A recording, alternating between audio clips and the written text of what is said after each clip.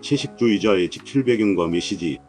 한강의 소설 채식주의자는 2016년 맨부커 인터내셔널 상을 수상하며 국제적으로 큰 주목을 받은 작품입니다.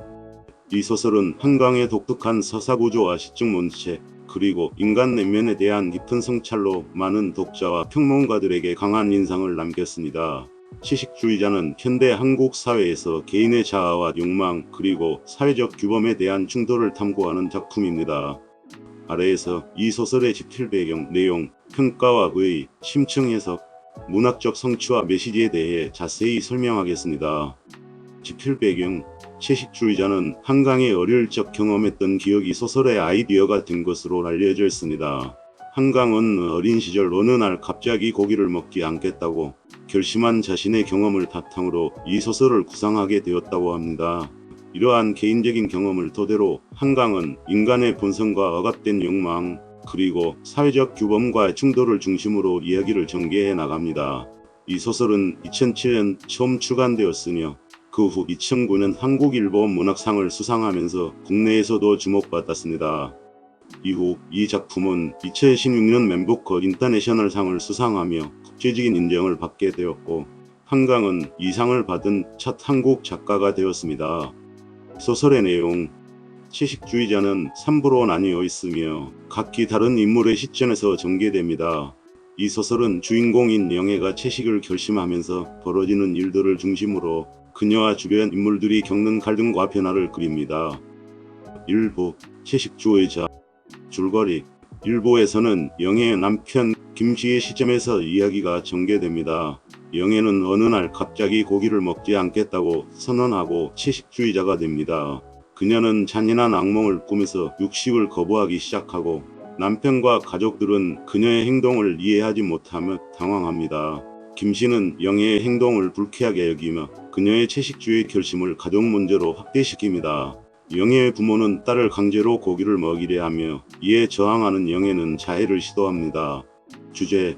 일부에서는 개인의 자율성과 사회적 규범 간의 갈등이 주된 주제입니다. 영애의 행동은 단순한 채식 선언을 넘어 자신을 억압하는 사회적 기대와 가부장적 질서에 대한 반발로 해석됩니다. 2부. 몽고반점. 줄거리. 2부는 영애의 형부인 예술가의 시점에서 전개됩니다. 형부는 영애의 몸에 새겨진 몽고반점에 강한 매혹을 느끼고 그녀를 대상으로 성적 욕망을 투사합니다.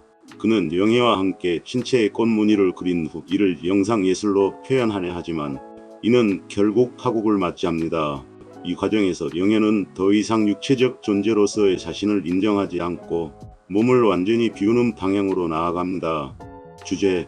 2부에서는 성적 욕망과 예술적 탐구가 주요 주제로 다뤄집니다. 형부는 예술과 욕망을 혼동하며 영애의 몸을 예술적 도구로 소비하려 하지만 영애는 점점 더 자신의 육체를 거부하는 쪽으로 나아갑니다. 3부. 나무 불꽃. 줄거리. 3부는 영애의 언니 이내의 시점에서 전개됩니다. 이내는 영애의 병원 입원을 계기로 자신의 삶을 돌아보게 됩니다. 영애는 자신을 나무로 여기기 시작하며 육체적 욕망과 인간으로서의 삶을 점점 거부해 나갑니다. 그녀는 나무처럼 물과 햇빛만을 필요로 하며 완전한 비육체적 존재로 변모하려고 합니다. 이내는 동생을 돌보면서 자신의 결혼 생활과 삶이 얼마나 공허한지를 자각하게 됩니다. 주제. 3부에서는 자아의 해체와 자연에 대한 동화가 중심 주제입니다.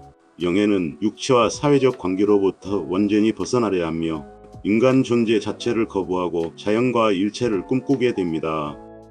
평가와 의의. 채식주의자는 출간 당시 한국 문학계에서 독특한 소재와 심오한 철학적 주제로 주목을 받았습니다. 이후 국제적으로 번역되면서 더 넓은 독자층에게 인정받았습니다. 국내 평가. 한강의 섬세한 심리 묘사와 시적인 문체가 특히 주목받았습니다. 영애의 내면 세계를 묘사하는 한강의 서술 방식은 독자들에게 인간의 내면을 깊이 탐구하게 하였고, 채식이라는 주제를 넘어선 인간 존재에 대한 성찰을 가능하게 했습니다. 사회적 규범과 가부장제에 대한 비판도 중요한 평가 요소 중 하나였습니다. 특히 한국 사회의 전통적 가치와 가부장적 억압을 비판적으로 다루었다는 점에서 많은 공감을 얻었습니다. 국제평가. 맨부커 인터내셔널 상 수상을 계기로 채식주의자는 세계 문학계에서도 큰 주목을 받았습니다. 심사위원들은 이 작품의 독창성과 심리적 깊이, 문학적 아름다움을 높이 평가하며 한강을 세계적인 작가로 인정했습니다. 이 소설은 인간의 본성과 욕망, 자유와 억압이라는 보편적인 주제를 다루면서도 동양적 미학과 철학을 녹여내어 서구 독자들에게도 신선한 충격을 주었습니다. 이를 통해 한강은 아시아 문학을 세계 무대로 끌어올리는 데 기여했습니다. 짐층 해석. 채식주의자는 인간의 내면에 대한 심리적, 철학적 탐구를 깊이 있게 다룬 작품입니다. 이 작품은 다양한 해석을 가능하게 하며 주요 주제는 다음과 같습니다. 채식주의와 자아의 해방. 영예의 채식 선언은 단순한 식습관의 변화가 아니라 억압하는 사회적 규범에 대한 반항으로 해석됩니다. 그녀는 육식을 거부함으로써 자신의 몸과 욕망을 통제하려는 외부의 권력과 억압을 거부하고자 합니다. 이는 자아의 해방을 상징하며 영예는 자신을 감싸고 있던 사회적 규범에서 벗어나려는 시도를 합니다. 육체와 정신의 분리. 소설에서 영예는 점점 육체를 거부하고 비육체적인 존재로 변모하려 합니다. 이는 인간이 사회적 관계 속에서 육체적 존재로 규정되는 것을 거부하고 순수한 정신적 존재로 나아가려는 시도로 해석될 수 있습니다. 영예는 육체적 욕망과 관계로부터 벗어나 자연과 동화를 통해 인간의 본질에 다가가려 합니다. 가부장제와 여성의 억압.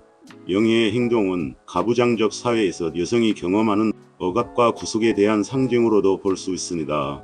남편과 가족, 특히 아버지는 영예에게 전통적인 여성 역할을 강요하며 그녀의 개인적인 결정을 받아들이지 않습니다.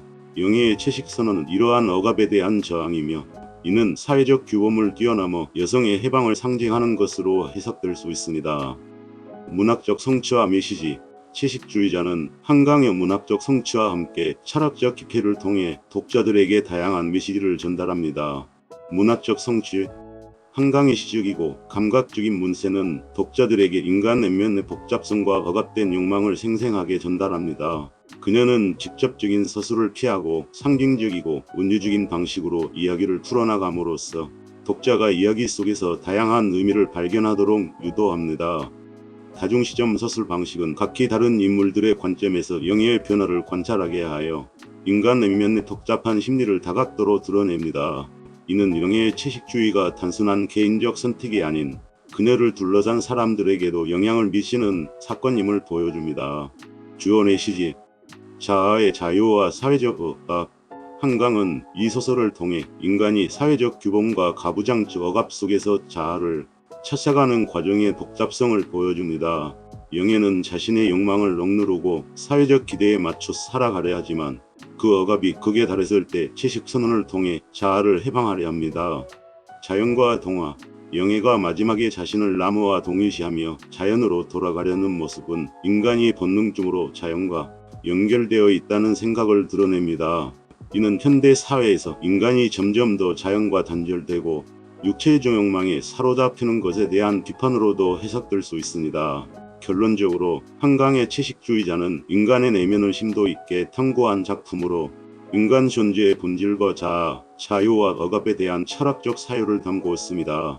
한강은 이 소설을 통해 폭력적인 사회적 억압과 자아의 해방, 그리고 인간의 욕망과 자연에 대한 깊은 성찰을 문학적으로 풀어냅니다.